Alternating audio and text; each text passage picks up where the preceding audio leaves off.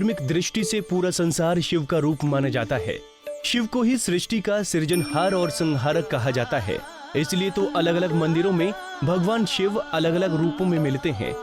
कहा भी गया है एक ओंकार, मतलब ओंकार एक है और वो एक भगवान शिव ही है।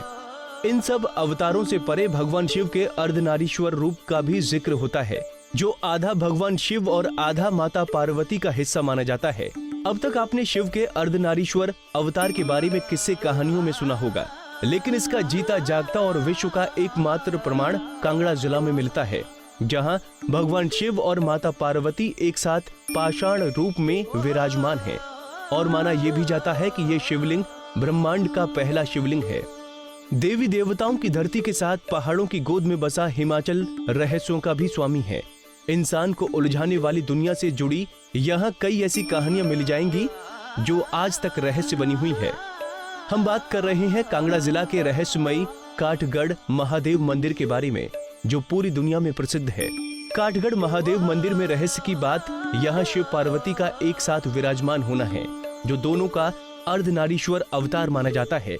मंदिर में स्थित शिवलिंग की लंबाई 7 से 8 फीट है, जबकि माता पार्वती की 5 से 6 फीट। दोनों काले भूरे पाषाण में विराजमान हैं।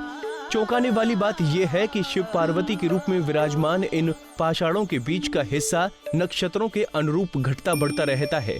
दोनों एक दूसरे से अलग रहते हैं और शिवरात्रि के दिन ही दोनों का आपस में मिलन होता है। ये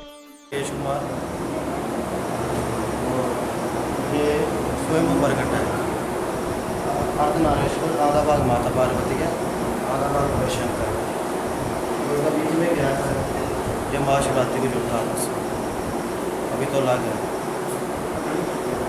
और गर्मियों में लगभग तो सर्दी में जुड़ते हैं। जब बोलते हैं जब आपस में ब्रह्मा और विष्णु का आपस में युद्ध हुआ था, उनको युद्ध शांत करने के लिए जहाँ पर माता पार्वती और भोले शंकर खुद प्रकट हुए।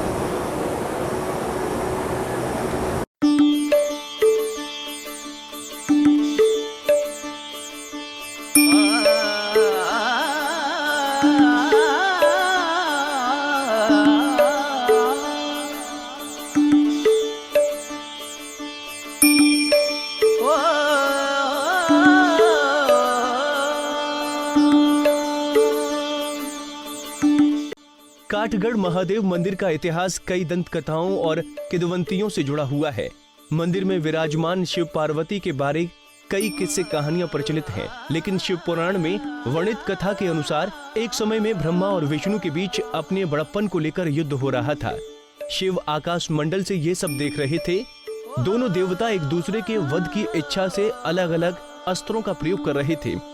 दोनों देवों के इन कोशिशों से सृष्टि को भारी नुकसान हो सकता था, लिहाजा उन्हें रोकने के लिए खुद भोलेनाथ महाअग्नि तुल्य स्तंभ के रूप में ब्रह्मा और विष्णु के बीच प्रकट हो गए, जिसे दोनों देवताओं के अस्त्र अपने आप शांत हो गए और युद्ध भी शांत हो गया।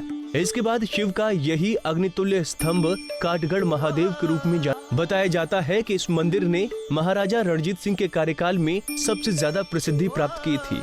कहते हैं कि महाराजा ने जब गद्दी संभाली तो पूरे राज्य के धार्मिक स्थलों का भ्रमण किया।